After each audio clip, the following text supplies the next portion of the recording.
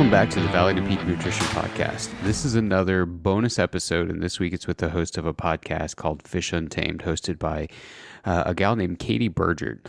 The whole mission of Fish Untamed, according to Katie, is to educate, inspire, and entertain folks who are interested in getting into the backcountry for, you guessed it, fishing wild rivers and lakes. The bonus episode is actually from me being a guest on Katie's show, and I don't post this because I'm thoroughly impressed with myself or think that I was, gave really great responses. In fact, I posted because Katie asked some really great questions that haven't come up on other podcasts that I've been a guest on, or even really topics that we've dove into on our podcast here. So my hope is that by posting it, there's a nugget or two that you can take away from it and use it in your own planning or education on nutrition. If you're interested in checking out Katie's podcast, I'll link her podcast in the show notes. You can check out other episodes that she's got. As always, I appreciate you tuning in. And if you enjoy this episode or other podcasts that we have, please consider leaving us a review and a quick ranking in your podcast platform, as that's tremendously helpful for Valley to Peak in the podcast. So thank you for listening. If there's a topic that you personally are curious about hearing covered, shoot us your thoughts or your questions over to info@v2pnutrition.com. Here's a bonus episode with Katie Bergert, Fish Untamed Podcast. I would love to get a background on your experience in the outdoors. Like, how'd you get into it? And I think we'll separately cover how you got into the nutrition side of the outdoors. Yeah, well, thank you first and foremost, just for having me, Katie. It's honestly, I always feel like I've been fortunate to be on a number of different podcasts, and I always feel tremendously grateful that anyone would want to hear what I've got to say. So thank you for having me. Absolutely. Yeah. So background to the outdoors is pretty unconventional from your normal person. I grew up in the Midwest, in Indiana, southern Indiana at that, with absolutely no outdoor experience at all. In fact, I remember being in Cub Scouts as a kid. I vividly remember 2 camping trips, and I think that's pretty much where my outdoor experience topped out at. And then, very long story short, and I don't know how much of a history you want me to go into on this, but so I'm a dietitian by profession and career, and own a business called Valley to Peak Nutrition, which is aimed at helping people perform optimally in the mountains and to prepare for the mountains. I'm sure we'll get into that. But in the Midwest, I grew up very overweight as a kid, lost 140 pounds when I was in my 20s.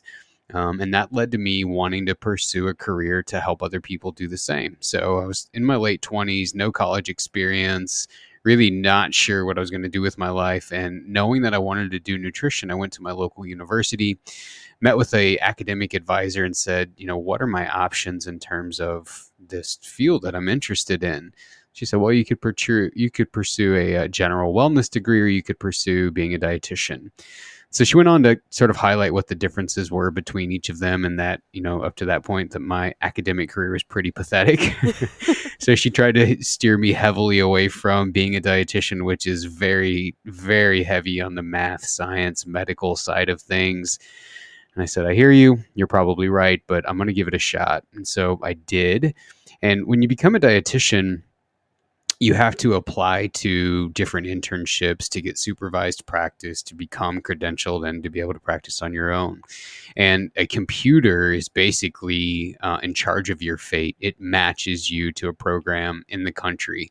There's a variety of them, but it's to some degree, it's kind of a crapshoot where you wind up, depending on how many programs you apply to. I applied to one in Idaho thinking, my gosh, I hope I don't get that, because I've never, spent a lot of time in the area where my program was going to be at. But I did it because my mom lives near here. Well, I matched and I moved out here, and I thought, well, I'm going to get the internship over with, and then I'm going to go back to the Midwest and, do my career. When I came out here, I had quite a while between the start of my program and me moving. And, really when you live, this may be true of other areas, but the West is the only place I've got experience with. When you live in the West, the culture is very outdoor driven. So I move out here and everyone's talking about, the outdoors and hiking and doing this and that and this and that. And I thought, well, I'm going to try it. I fell in love with it. So, here I sit 10 years later, still living in Idaho, and, yeah, so my exposure to the outdoors was kind of quasi just being thrown into it because I lived here and just found that I'd fallen in love with it. And I think that, hopefully that's encouraging to anyone who's listening who thinks, boy, I'd like to do that someday, but I don't have any experience. That can seem really intimidating. But it just is kind of it's just kind of a stepwise progression, right? Like you start with a local hike, and then you start with an overnight backpacking trip, and then you start with 2 or 3 days, and then you take your fishing or your hunting gear, and then and then it just snowballs into a Right. life of chaos where you're always gone. So yeah, that's kind of the what my initial interest was in the outdoors. It's funny you mentioned that because I wouldn't say a similar background in that like that's not what brought me out to the West, but similarly I grew up fishing, but nothing I would describe as intense or wild, just like standard fishing around town, and then I came out here and suddenly I'm immersed in the backpacking culture of the West and all this and that. And that wasn't something I grew up doing. And I feel like a lot of people I know are in that same boat that you described, where they're now very into the outdoors, but it's not something they really grew up doing with their families back east. It was just something that you get out here and you kind of fall in line with that's what everyone else is doing, so that's what I'm going to do too.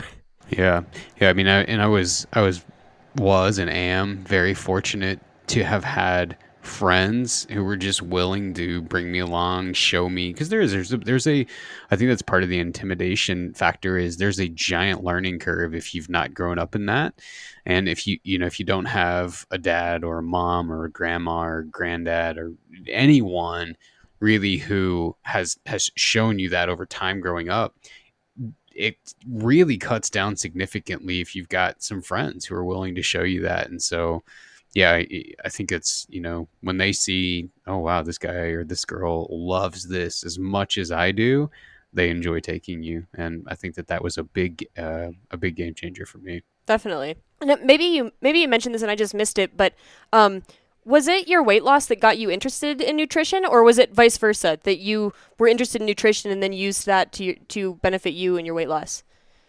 It's a really good question. So I had no clue about nutrition when I first began losing weight. And so, my history is such that, like, my parents were separated ever since I was 3, and I spent a large majority of time with my mom, who worked full time. My dad was still very, very present in my life. My mom just had custody of me. So naturally, she'd get off work, and most of our dinners were grabbing fast food. And I had a penchant for anything snacky. I just loved food. Right. And so when I was in my mid 20s, 23, 24, I was 270 pounds. I'm 5'6". So you can probably picture that wasn't a good weight for me to be at. Woke up one Christmas morning. This was probably my, proverbial aha. We'd opened presents, and I had a lot of like just chest discomfort, and I'd already been diagnosed with high blood pressure, and it was progressively getting worse, and I'm in my early 20s, and I thought, well, I've got to do something. So I just started making small changes that seemed really obvious to me, right? Like instead of eating a box of pizza, I would eat half a box of pizza and a big salad. Or instead of getting fries when I would go to eat, I would get like a chili and maybe a chicken sandwich, but only eat one of the bun rather than two. I'd get water instead of soda. So I started making these small changes, and this is probably. I'm a very, very analytical person by nature, which benefits me really well in my job, benefits me really poor on my pocketbook when it comes to gear. And but it really benefited me well here because I really, really wanted to know, well, that's great. I mean, I understand that losing a piece of bread or not eating an entire box of pizza or not drinking a soda is going to help a person lose weight. I get that is quote unquote healthier, but I really want to know why. Like what is happening inside of me that makes that a better option and leads to weight loss. And that, at that time I'd been dating a girl for a very long time. She'd just graduated nursing school. I just spent an extensive amount of time in Bible college, but was really just trying to figure out like what I wanted to do. And so I was thinking about going back to school, had a couple of options on the table, one of them being graphic art, the other one being a high school physical education teacher.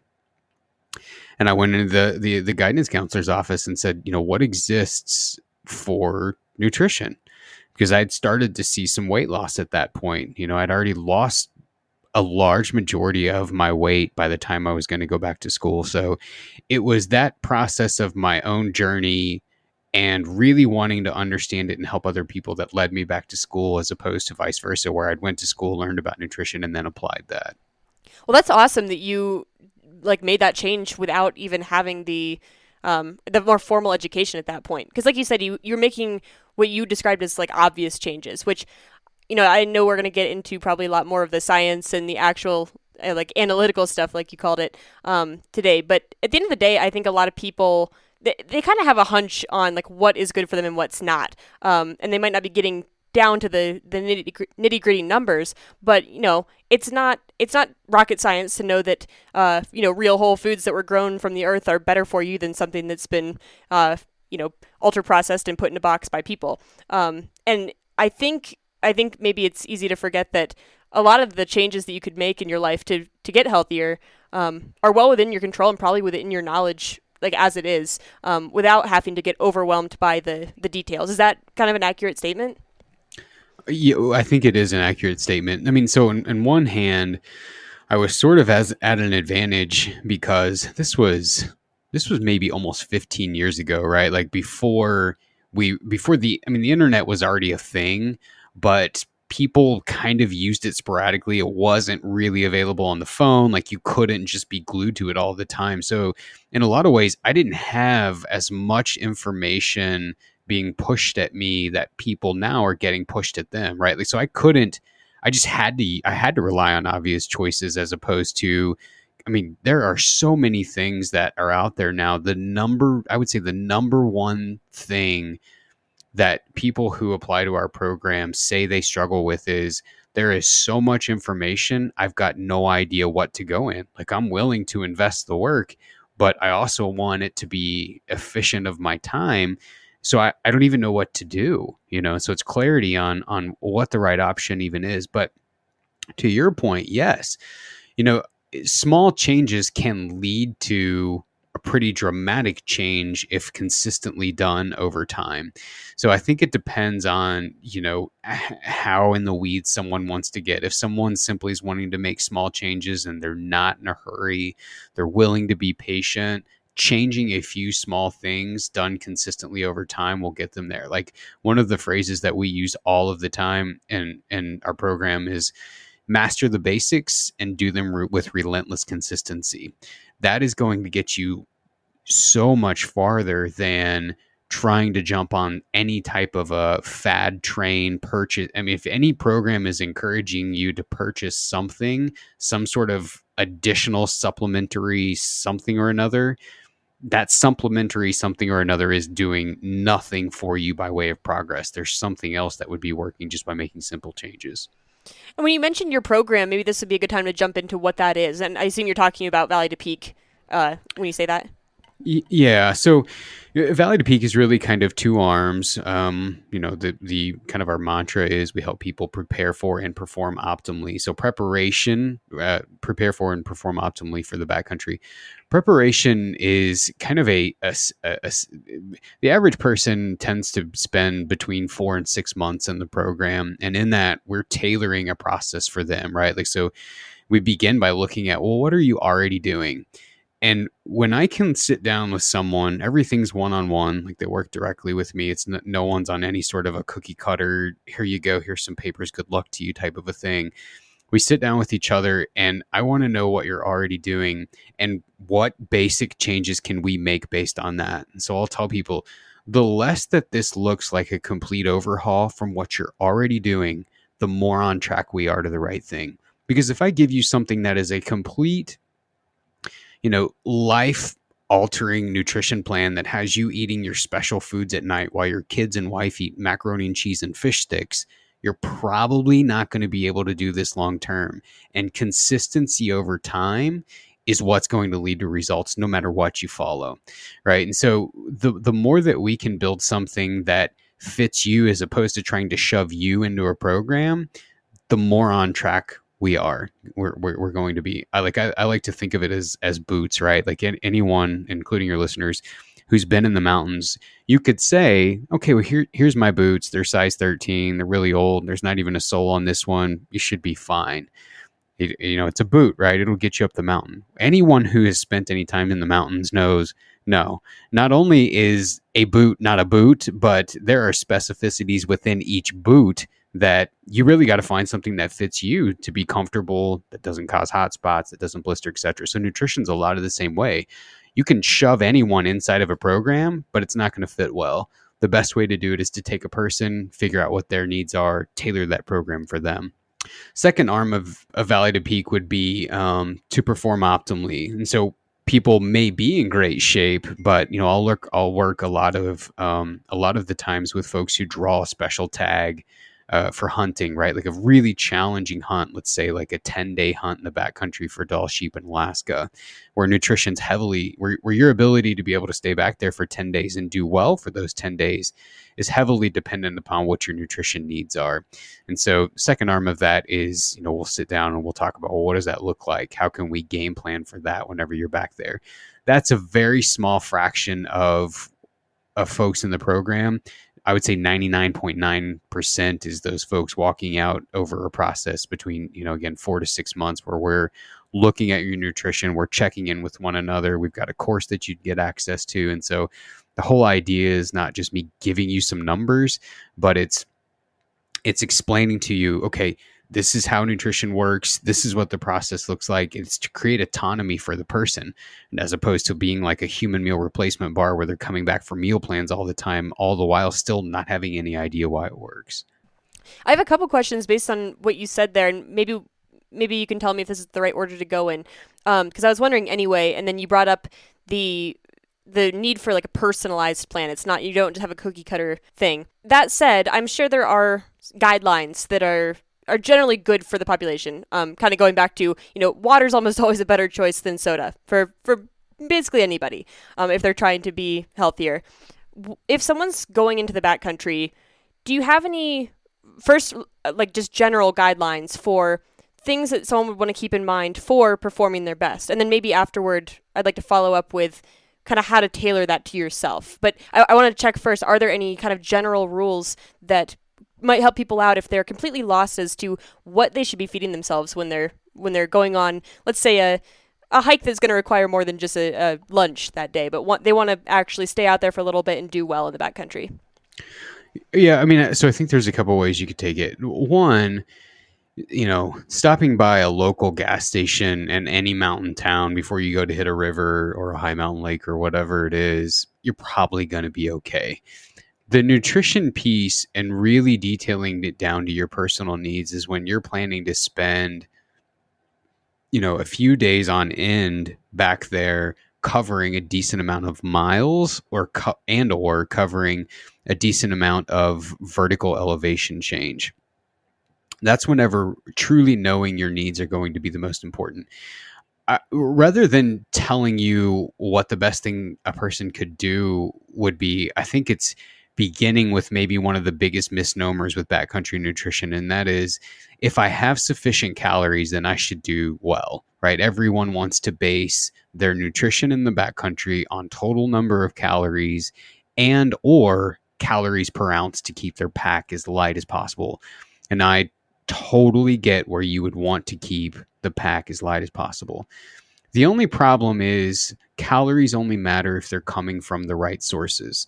So it becomes more important that you know the three main sources of nutrients, where our energy and where our calories come from, what their responsibility is in your personal performance, which performance we could just kind of dummy down to say how well you do while you're hiking, and then matching what your personal needs are with choices, right? Filling that gallon Ziploc full of foods that are going to look like what your needs are for each of those three choices. Now, of course, probably leads to wanting to know, well, what are the three main nutrients? Those would be what most all of us have heard about: carbohydrates, proteins, and fats.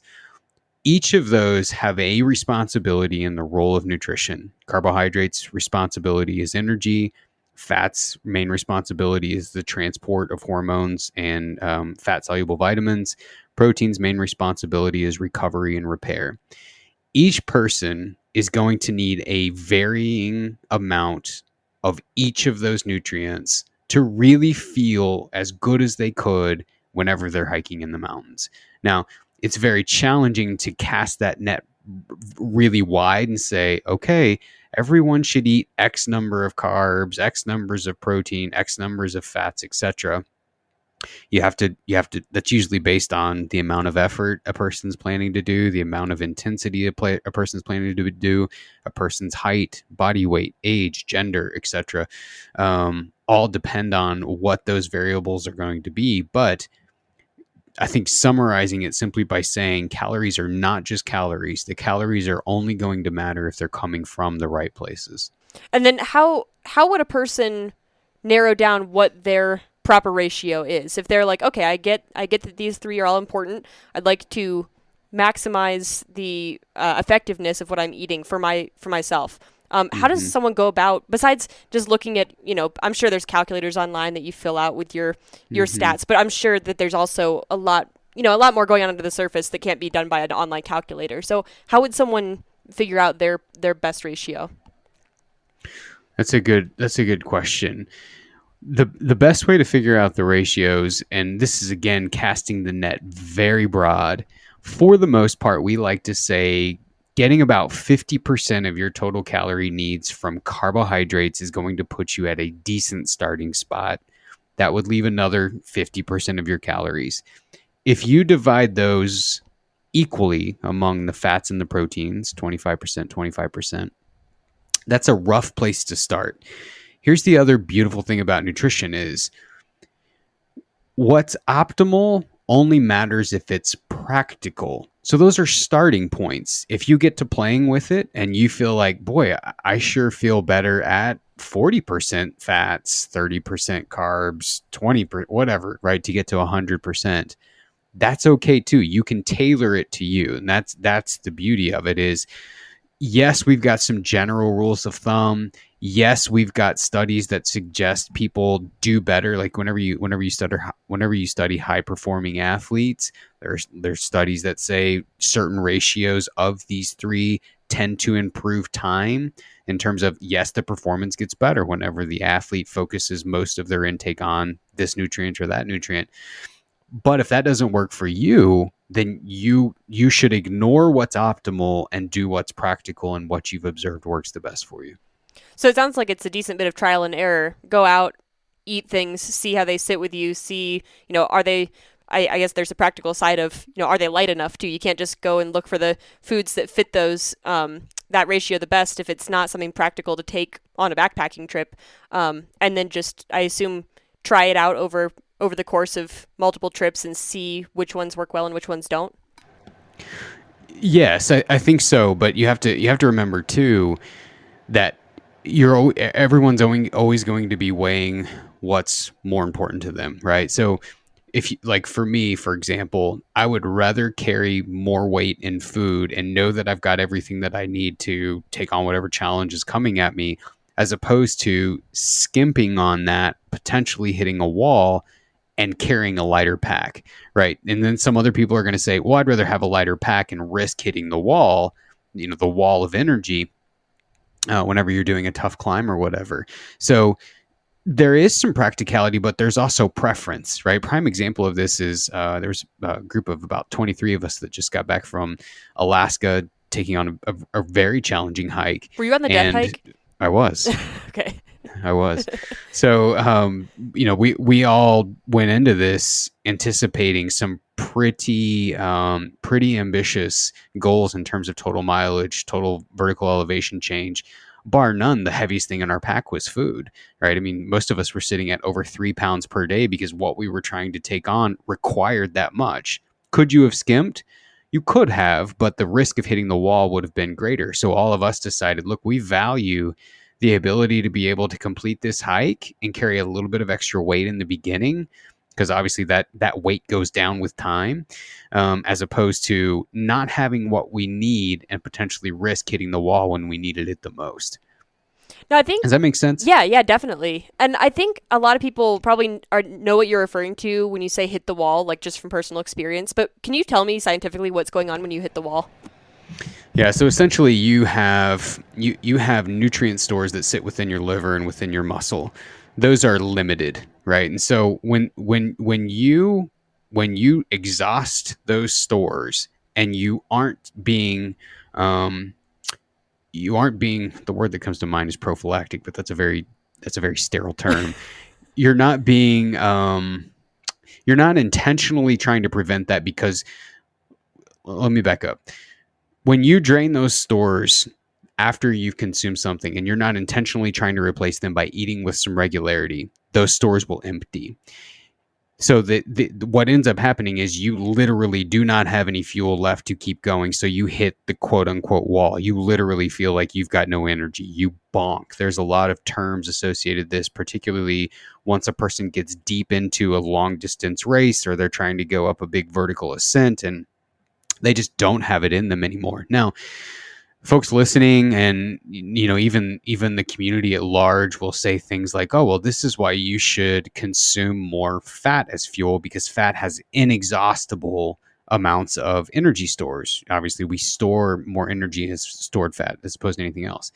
That's okay. Fat can work as fuel, but particularly whenever you're taking on something really challenging like a vertical ascent, the body prefers carbohydrate as fuel. In fact, muscles contract almost 3 times faster when powered by carbohydrate as opposed to other nutrients.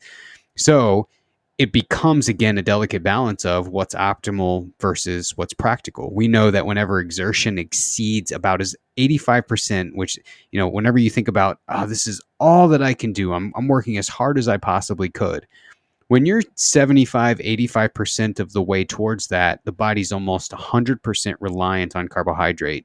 Beyond that, it's always a mix. There's a portion of fat being given at lower energy outputs. There's a portion of carbohydrates, and they're always a dynamic fuel. It's always relying on varying degrees among the two.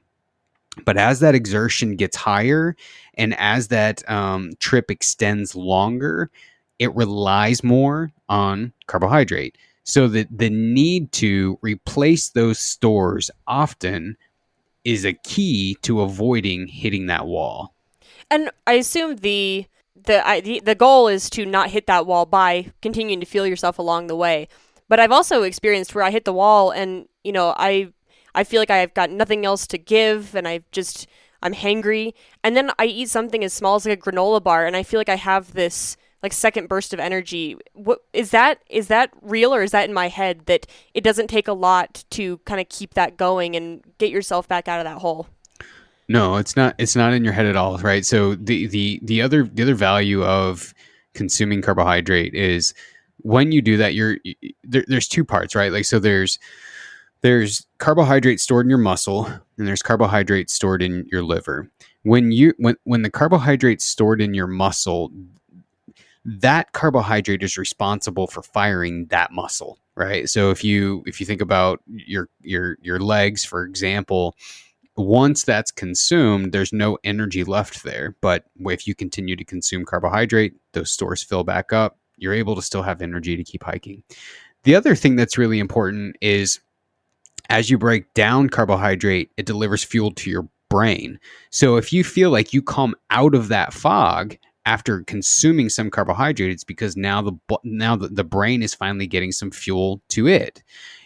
People will be listening and say, well, your body can get brain fuel from fats. It can, but there's always a requisite amount of consumed carbohydrate that the brain is needing to continue to perform in a way that you can keep mentally engaged. So no, it's not made up, or it's not in your head. And that's the other piece of nutrition, right? Like, so it's one thing to know your totals. How many calories, carbohydrates, proteins, and fats do I need to really take on what I'm doing?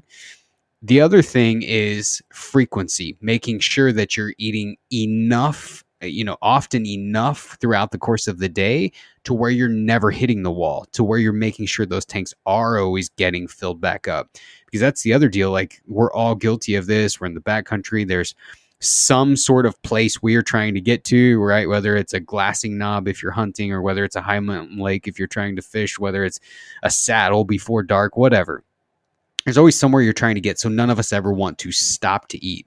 The problem is if those stores drain, getting them to fill back up and get energy is going to require you to rest, right? So you will be made to rest if you aren't intentional about Right. it in the beginning, and it would be better at least every potentially 2 hours to stop, get something, and keep going. And again, we're talking about we're talking about if this is really a pretty high effort type of an endeavor. If you're 2 miles from the car or 2 miles from the truck walking along a trail that's relatively flat next to a river, this might not be applicable to you, right? Like, you don't necessarily need to sit down and pound a bunch of Gatorade for something like that. It's a 20-minute stroll essentially. But if you're trying to take on something that's a little bit deeper, a little bit further, a little more requiring a little more effort, a little higher elevation, etc., that's when really having a detailed plan can make a dramatic difference in how well you do. Now, what's the difference between let's say you've got the same amount and type of food, but you've got it divided into three big meals versus snacking once an hour every hour. Uh, what's the difference between that? Like if I wake up and have a huge breakfast and then say, okay, I'm not gonna eat again until lunch, but I'm gonna eat the same amount of food that I would if I were eating my breakfast, over the course of the morning. Is there a difference there between eating it all at once or spreading it out into smaller sections? It's largely going to depend on what you're doing. If the intensity is high, our bodies can metabolize as many as 1 to 1.5 grams of carbohydrate every minute, which means your breakfast could be gone after 60 minutes. If the intensity is really low, your breakfast could potentially last you until noon. So it's going to depend on the intensity. Now, if we're talking about a high intensity endeavor, then yes, it matters a lot. And the reason it matters is because those fuel stores, even though the breakfast may have been big, are potentially gone after 2 hours, right? You're consuming them and potentially using them up immediately. If the effort's low, they're going to stay around a little while longer. The other thing, and this is kind of where it gets a bit more nitty gritty and goes back to our conversation earlier where we were talking about, okay, can people just do the basics and get anywhere? Yes, they can.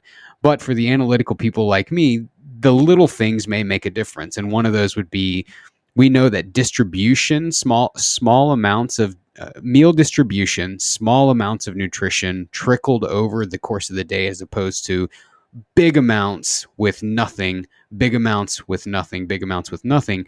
The former, the trickles seem to be absorbed better. They seem to prevent muscle breakdown more. They seem to encourage muscle building more. So that's kind of that nuanced thing that you could argue doesn't make a big difference, but for people really wanting like the optimal side of things as opposed to just the practical side of things, then yeah, those small doses over time would probably be more valuable than giant amounts coming in at once. Okay. And I think I can almost anecdotally picture myself not liking the huge meal as much in the backcountry just because if I eat a huge meal, I'm not really inclined to go work hard after that. Like I might feel sick or nauseated. And I feel like I feel better with like consistent snacking than I do until dinner time. I like to sit down for like a big meal at dinner once I'm done for the day. But Mm. for breakfast and lunch in the backcountry, I rarely sit down for a dedicated large meal just because I feel sluggish afterward. Like I want to take a nap.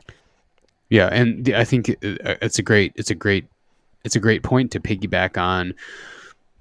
Generally large meals in the backcountry are going to have quite a bit of fat, quite a bit of protein, and quite a bit of fiber. Those three nutrients are known to delay gastric emptying, which is a very fancy word of saying it slows digestion down.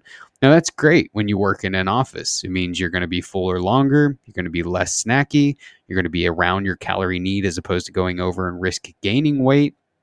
But when you're in the backcountry and you combine that with a high intensity effort where the blood is taking from the stomach and giving it to the legs, it creates even more problems. So you'll often hear people talk about how they just don't feel good. Their stomach's always bugging them in the backcountry. And sometimes that can be what they're choosing. Like, a huge culprit is, as great as it can seem to, purchase these really expensive high fiber meal replacement bars, they are wreaking havoc on your gut whenever you're out trying to hike a lot, because the blood is again taking, or your body is again taking most of the blood, taking it away from organs that aren't necessarily needed at the time and giving it to your legs because how active the legs are.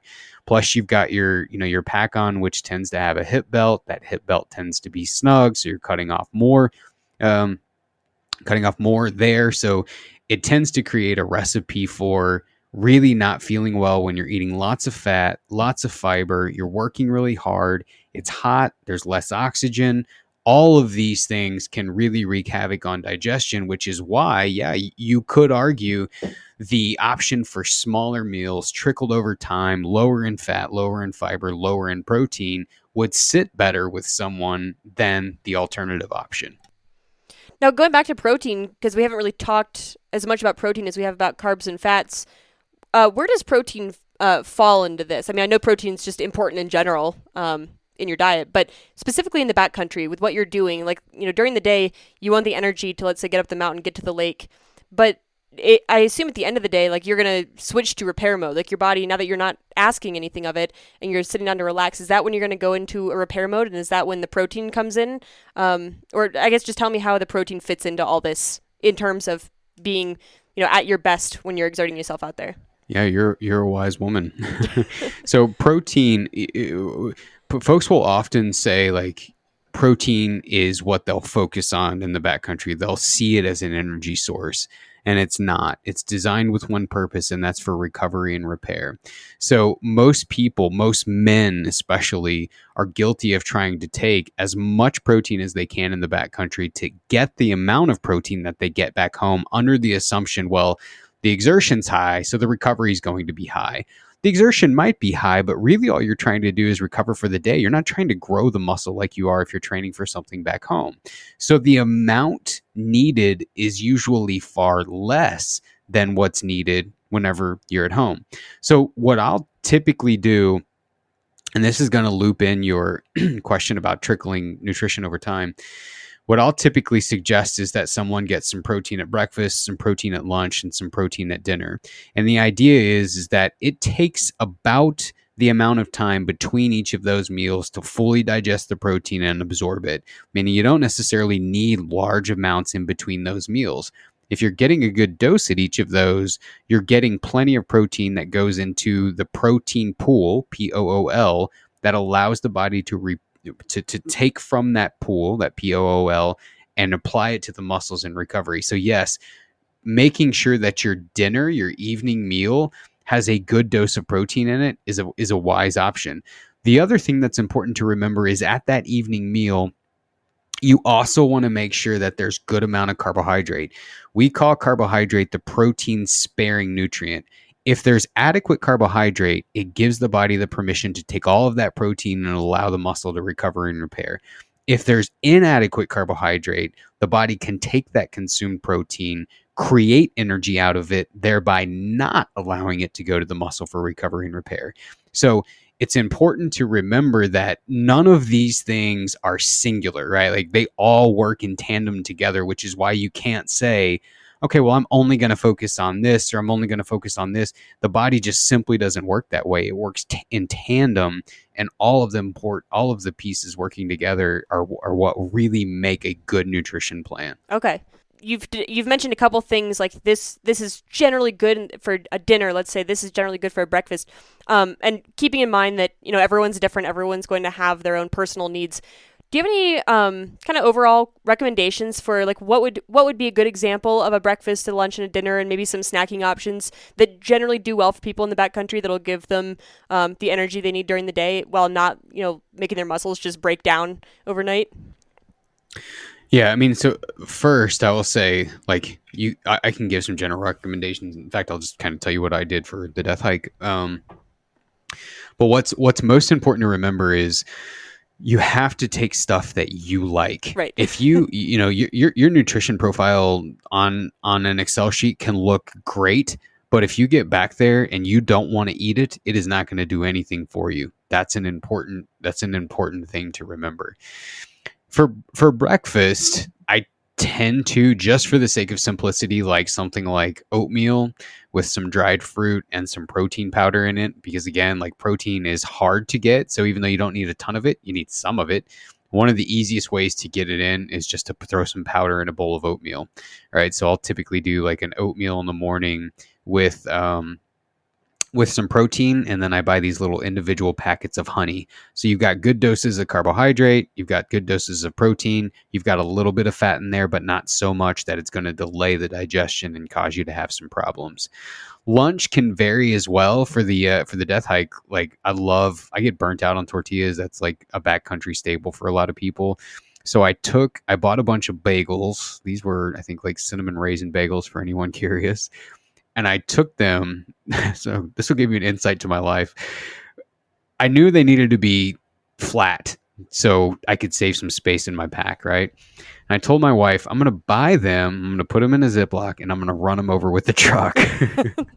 And she was like, or you could just put a weight on top of them to flatten them out. So I took her advice and I put them in a Ziploc bag, put a weight over the top of them, and it basically made these bagels as thin as a tortilla. So it added some great variety. I got tired of taking tortillas, but it also met my nutrition needs. So I would take one of those and then like a tuna or chicken salad packet or shredded pork, some sort of a meat packet to get a little bit of protein in at lunch, usually a candy bar, and then some Gatorade powder that I would mix whenever we got to a stream or whatever.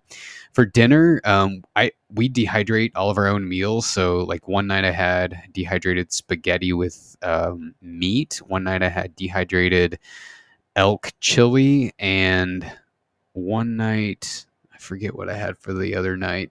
So again, I'm always focusing on making sure those three boxes are checked. Is there some carbohydrate? Is there some fat? Is there some protein? Those are what I focus on for the three main meals. In between those meals, I'm always aiming to get a high carb snack in every 2 hours at the very least. So sometimes I'll make my own granola bars. I love PB&Js, but you'll get like a day out of those before they go south. So what I started doing, what I did on this trip in particular, was I bought a bunch of Uncrustables, just the prepackaged PB&Js. Those lasted a little bit longer than whenever I would make them at home. What else did I take? I took a bunch of gummy bears, especially for the ascents. I took a bunch of electrolyte powder. Again, both of those focused on just a high carbohydrate intake. I took some trail mix that had chocolate covered espresso beans, M&Ms, nuts, and a bunch of dried fruit in it. I took a bag of golden grams with dehydrated bananas. I took, what else was in there? Pop-Tarts. I took a bag of Pop-Tarts for each day. And so I'm basically what I did is I'm laying out how many hours do we anticipate moving? How many snacks do I need every 2 hours aside from the main meals? And then I'm planning out those along the day. And so I'm basically trying to remind myself every couple of hours to stop and get something in. So this is really interesting listening to your snack options because I think most people that recreate in the backcountry, they're used to grabbing something like a Snickers bar or whatever. And listening to a dietitian talk about, like, I take Pop-Tarts, I take gummy bears, I take this and that, like things that people would not consider to be like healthy snacks. If you're just sitting at home, snacking on a Pop-Tart and some Golden Grams and an Uncrustable is probably not like the ideal, you're trying to be healthy in your office snack. How does that translate to the backcountry? Like, are you just like no longer concerned about things like that because you're moving so much and burning so much energy? Like, why are these snacks what's recommended when you're out there working hard? That is an excellent question. So I will preface this by saying I eat none of that when I'm at home. Right. And I feel like most of us don't. Yeah, like this is not a normal day-to-day intake. So obviously this is my job. My estimated energy needs, and I'm a small guy, like I weigh like 145, I'm 5'6". My estimated energy needs for that hike alone were probably somewhere around 5,500 to 6,000 calories. If I were going to purchase a bunch of quote unquote quality food, there would be so much food that I would have to eat. The volume would go up so much. I would never meet the energy demand, right? For starters. So, you may remember A story people might be familiar with was Michael Phelps a few years ago, whenever he was swimming in the Olympics, like stories of him coming out eating whole pizzas and just all of this, what looked like quote unquote garbage food. But he literally could have not performed the amount of effort he was doing without eating that, because he needed the calories. So I think that that's number one, right? When the calorie demand is that high, there's really only one way to eat it, and you do have to sort of shift your focus towards some of those foods. Now, you could make it, you could do all those things, but here's a reality that's an unpopular truth. And again, this is not my subjective opinion. This is literally objective data. This is science. This is how it works. The body recognizes carbs, proteins, fats, and that's where we get our calories from. It is not looking at it and saying, that looks like a Snickers, we're putting that straight on the thighs. It simply recognizes, do you need this energy or don't you? And if you do, it's going to give you the energy to do what you're asking it to do. If you don't, that's where it starts becoming a problem with our weight and with chronic disease. So the other this is a way side trail. The other problem with that is with those foods is, if you're eating them when you don't necessarily need them, they taste delicious. They're hard to stop at a single portion size. So we tend to overconsume them. And that's what leads to a lot of the problems. When you're in the backcountry, the need is so high, the body's processing it like fuel, literally burning it as soon as it comes in or as fast as it can come in, that it has no time to be shifted towards fat deposits. It's got the energy need is so far above what's coming in that it literally can't cause a lot of the problems that we associate with obesity. Now, if you were going to be on the trail for 2 years at a time, then yes, potentially causes a problem because you're missing vitamins and minerals, right? I'm a dietitian. I know that there's no vitamins and minerals in an Uncrustable, Right. but I'm on the trail for 3 days, right? The rest of my diet is made up of nutrient dense, single ingredient, whole foods 99.999% of the time. I still have pizza with my family. I still have donuts with my son from time to time, but most of the time it's these other foods. Because I know that my diet is largely comprised of that, and very rarely is it comprised of what was in that gallon Ziploc bag, I'm not even remotely concerned about long-term health implications. In fact, like there's been some research, and there's a post I did probably, gosh, I bet it's been 2 years ago now, on a study where they measured inflammatory markers in people who consumed certain types of sugar, high fructose corn syrup being one of them. They showed no markers of inflammation if the calories were equated for. It's the excess that gets us, right? So like the term that we always use is, there's nothing good and bad. It's always the dose that makes the poison, right? And so we go back to the reference I made earlier within the program about people eating mac and cheese and fish sticks. In reality, you could lose weight eating macaroni and fish sticks if you were able to control the portions. Now, your portion sizes of macaroni and fish sticks are going to be very, very, very, very small compared to nutrient dense foods in order to stay within your calorie limits and not put on weight and prevent chronic disease. But it's possible. So, this topic is a really, really, really deep topic in terms of kind of what we see in the country right now in terms of excess intake, very little movement, overweight, etc. But it is an entirely different beast in the backcountry because of how great the energy demand is, if that makes sense. Yeah, definitely. I mean, I have no idea how many calories I burn on an average day of like backpacking, but I've fallen into the trap of what you mentioned, where I'm eating what I would consider to be junk food, and that's what I want to eat, and that's what makes like we talked about earlier, the hanger go away and makes me feel good again. But I think I have gotten stuck in that trap of thinking, oh no, I'm not getting any nutrients over the course of these 3 days. But basically, what you're saying is that those 3 days are not gonna ruin you in terms of the vitamin and mineral intake if you're eating properly the rest of the time. No, they're not. I mean, not only are they not going to ruin you at all, but the other unpopular truth, and again, like as a dietitian, it's really important to me that I remain very objective, right? Like I'm not giving my opinion. I have to literally look, look at how does this work and then give information based off of that. Nobody cares about my opinion. They want to know, well, how does this really work? If you're taking things like, so I mentioned golden grams. I'm not saying that golden grams is the poster boy for nutrient density, but it is fortified with a lot of nutrients, vitamins, and minerals. In fact, it may even parallel a general multivitamin.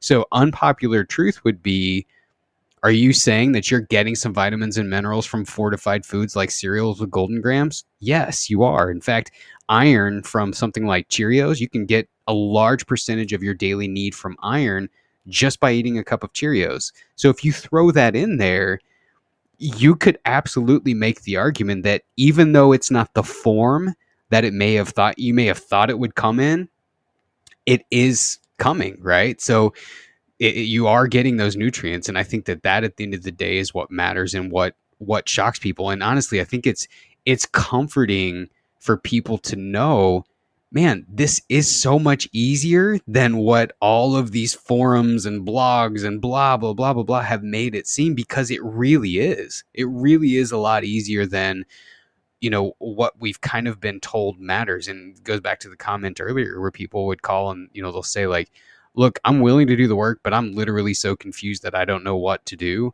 That's where we talk about, here's a couple of basics, let's learn how to make it your own.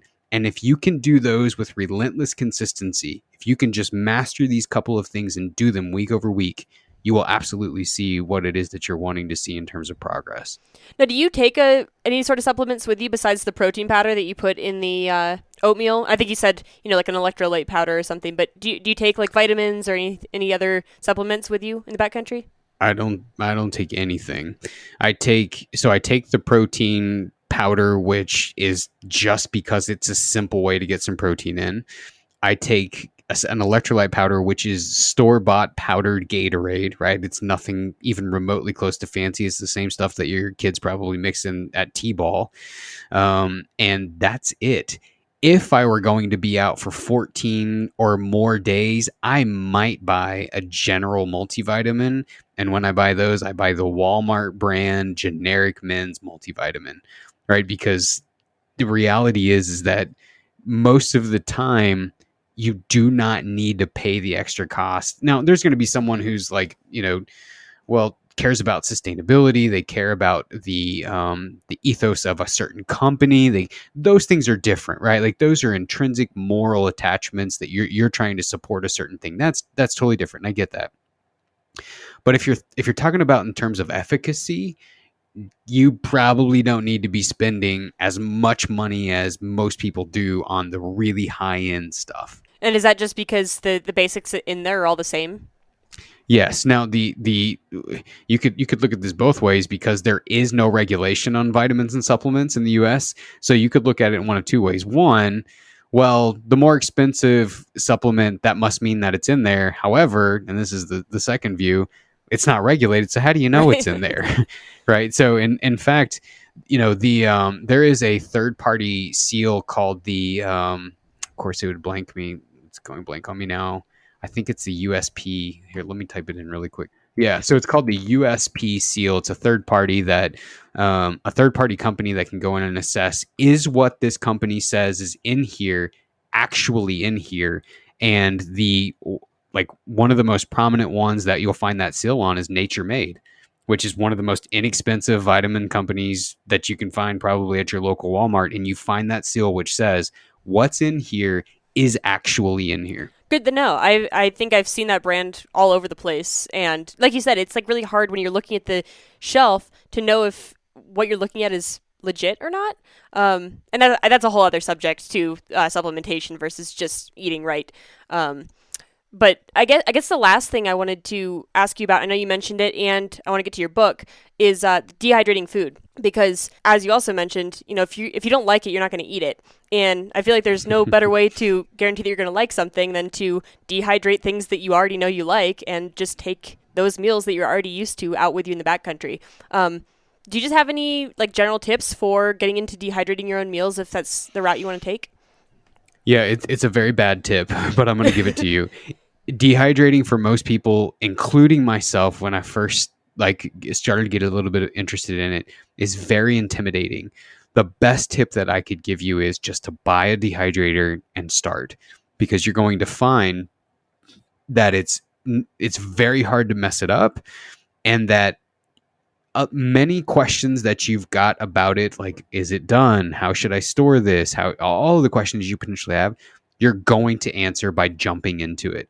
The worst thing you're going to lose is some leftovers. That's it, right? Like if you, and I know another really inexpensive way to get in it is purchase your dehydrator, buy a couple of cans of soup, and start with dehydrating canned soup, right? You're talking about less than $1 investment if you're worried about, you know, ground beef is expensive right now, right? So if you're worried about ruining an entire batch of chili and you don't want to make the investment to cook that, buy a couple of cans of soup, buy some frozen fruit, buy some of these less expensive items, start with those, and that way you can get a good feel for it. But the best advice that I could have is don't let the intimidation factor be the thing to deter you from starting. The best thing about dehydrating is that, like you said, the options are basically limitless on what you can take back there for dinners. And the other thing is that if you do go down the rabbit trail of looking up optimal and practical and what are your actual needs, you can tailor those meals to meet those, right? You're not having to rely on whatever the package ends up being from your favorite brand. And, well, do I need to augment that by adding in some tortillas to make sure I bring the carbs up for recovery? Because that guy on that podcast said, well, that's important because it spares protein. You can make it whatever you want. And how do you, what container do you take your backcountry meals in to reheat them? Because I think, one of the benefits of buying a prepackaged one is it comes in a nice bag that you pour the water in, you stir it, and you come back in a little bit. Are you like reusing, or do you have a reusable bag? Or are you putting it in a zip? I know some people use Ziplocs. What's your preferred reheating option? I have two. So I have this little cylinder Ziploc container with a lid, and then I bought some Reflectix. So if you can picture like what a sunshade in a car is made out of, and I basically made a holder of this Ziploc container out of Reflectix to keep it insulated. So while it heats up, it stays warm as opposed to getting cool, because obviously it's cold in the mountains basically year round. So that's one thing that I've got. When I went to Alaska and I was trying to be very weight conscious and space conscious. I just heated it up in my titanium mug. I've got this little titanium mug and a little MSR pocket rocket. So I would heat the water up. I would dump the meal in. I sewed together a fleece carrying case that weighed next to nothing.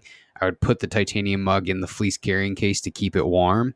And then whenever it was ready, I would eat it. That worked out great. Okay, that's good to know. I think I've heard that there are, like, you can basically buy versions of those bags that the meals come in on Amazon, but I haven't tried one. And I don't know if I've talked to anyone who has tried one. So I'm not sure how effective they are. Yeah, you can. And I think they're extremely effective. For me, kind of being a weight weenie, I'm always trying to think about, okay, does whatever I'm taking have multiple uses? Does it save space, etc.? So like I've never purchased one of those, and I don't even take my little Ziploc cylinder thing much into the backcountry, because it just takes up space without multiple uses. The little bitty titanium mug, which is a Tokes, I don't know how many milliliters, it's the big one, Tokes mug, takes up very little space. And then the fleece bag that I sewed together is the carrying case for the mug and the stove and the fuel. Okay. So it's serving multiple purposes. It's not taking up any unused real estate in my backpack. And it serves an excellent purpose. It keeps it warm, like I said. And those titanium mugs can get super hot. So putting it in that fleece bag while I'm eating it keeps it from like me having to simultaneously juggle it from hand to hand to keep my hands from burning. That sounds really cool. I might have to look into doing that. I think I'd like to get a dehydrator in the next year or so. Hopefully less, but it's kind of like the next big purchase on my list. But the intimidation factor, not of the dehydrating, but of the logistics of getting the meals out there, has kind of been the biggest deterrent to me. Just because I don't feel like with what I use now that I have like a seamless way to take the dehydrated meals into the backcountry. So I might have to take that suggestion, because that sounds really convenient. What do you use? Well, I just don't dehydrate my own meals. I usually take a dehydrated meal, like in a bag. That So you're talking about something to cook right, in. right, Some people, I mean, I do know some people who dehydrate their own meals who like will keep their Mountain House bag or their Trailtopia bag or whatever, and they'll just use that as many times as possible. I know people, as a matter of fact, the guy that I spent most of the time with in Alaska, we were kind of paired and, and collectively as a group. But the guy that I was in with in Alaska, I know he just does his in a Ziploc bag and he throws it in one of those envelopes like you're talking about on Amazon made out of Reflectix. He likes that a lot. But yeah, the pot for me has been awesome just because I just don't like 900 things to fidget yeah. with when I'm back there. So it's just simple. It's right there. I cook it, I heat the water, I throw it in, put it in the fleece, and it's done in, 10, 15 minutes at the most. I suppose the closest I've gotten to that is I've got one meal I take pretty regularly, but it's not a meal that you pour water and wait. It's a meal that you need to actually actively boil for a couple minutes, and you put the noodles in. And so I use my little kind of coffee cup slash stove pot for that. But the inside, because it's over the flame, which Jetboil doesn't really have a low option. It's either on or it's off. And when it's on, everything just burns to the bottom, and it just makes cleaning it a big hassle. But I'm wondering if maybe I wouldn't be as bothered by that with a dehydrated meal because it likely wouldn't burn onto the bottom since it's not being actively cooked over the extremely hot flame. Yeah, and that's one thing. Like in that guide, that was one of the lessons that I learned was I think it's easier to dehydrate something that's already been cooked as opposed to relying on you cooking it there, right? Because fuel is a Hmm. luxury. I don't want to carry 9 cans of fuel because I'm trying to cook Right. pasta every night from scratch.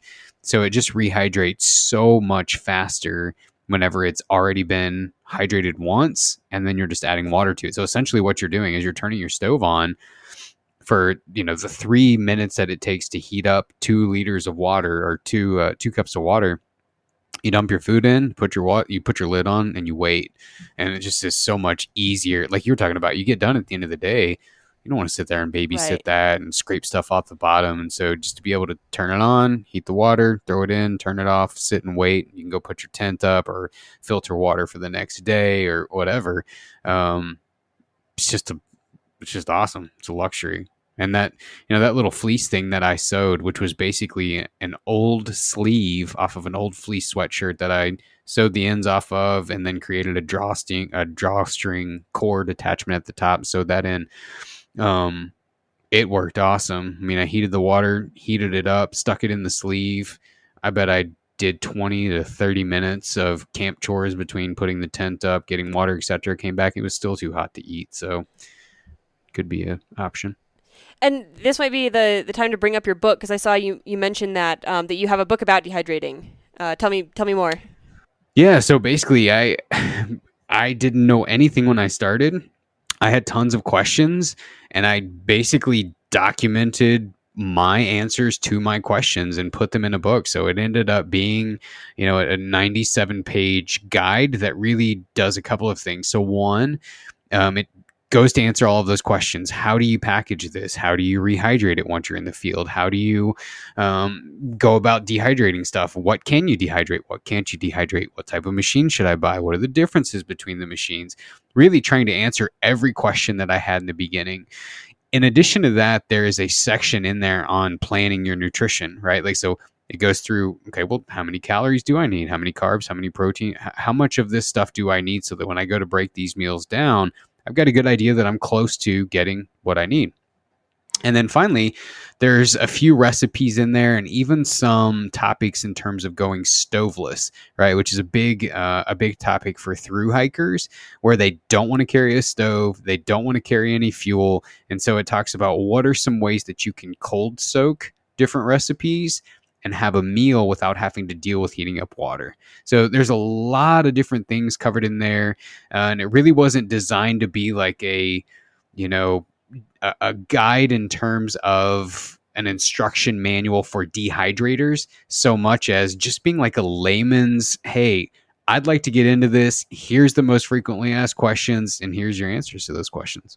That sounds right up my alley for what I need. Just because, like I said, what's been holding me back from dehydrating is not the actual logistics of making something go from being food to being dehydrated food. I feel like it's easy enough to get a dehydrator, look up how do I dehydrate a banana, and follow a YouTube tutorial on how to do that. For me, it's been more like the overall logistics of going from being somebody who eats Snickers bars and pre-existing dehydrated meals or freeze-dried meals to someone who now brings my own meals in the backcountry, like a more holistic view of it, I guess, which it sounds like this is more geared toward what I would need. Yeah, I just emailed it to you, so now you got it. Oh, perfect. What's it called, and where can people get it? Yeah, so it's just called the Backcountry Dehydrating Guide, Nutrition Guide. You can get it on the website. So the website is v2pnutrition.com. It's $10. So kind of what my main goal was to help anyone who either knows a little bit or nothing at all get into dehydrating for less than the cost of a single dehydrated meal. So yeah, it's $10 on websites, v2pnutrition.com. And whenever you go to the website, there's a little drop down menu that says something like resources. And so the podcast is linked in there, a bunch of free nutrition resources that we've put out over the years. And that guide is in there too. Well, thank you. I appreciate you sending that over. And where else can people reach you? You said you had a podcast. Go ahead and plug your social media or website or wherever else you want to spread to the masses. Yeah, well, like I said earlier, I'm an analytical person by nature, which means I'm not very creative. So everything is under the same name. The podcast is the Valley to Peak Nutrition Podcast. You can find that on most podcast platforms, and it's linked on the website as well.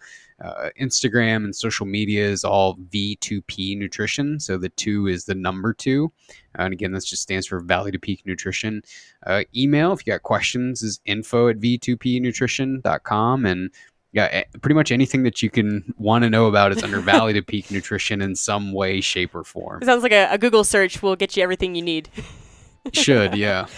Well, Kyle, I really appreciate you talking to me today. I'm sure basically everybody who listens to this show is probably, as you said, hit the wall at some point, and I'm hoping a lot of these tips will help people prepare a little bit better and make their experiences better in the backcountry, because I feel like the quickest way to ruin a trip is to not be able to fully participate in it. So I just really appreciate you taking the time. Yeah, I appreciate you having me, Katie. Thanks.